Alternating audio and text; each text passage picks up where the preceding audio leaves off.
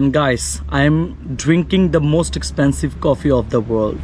আর চিনি নাই, এখানে কোনো দুধ নাই, just coffee. Let's sip it up.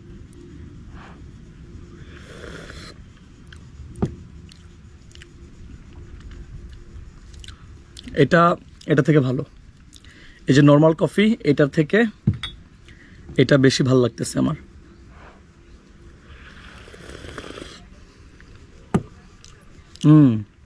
এটা একটা ডিফারেন্ট টেস্ট আছে।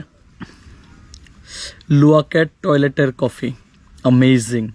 এত মজা যদি হয় তাহলে ওই প্রাণীর মানে কি পরিমাণ দাম, কি পরিমাণ এক্সপেন্সিভ সে বুঝেই যাচ্ছে।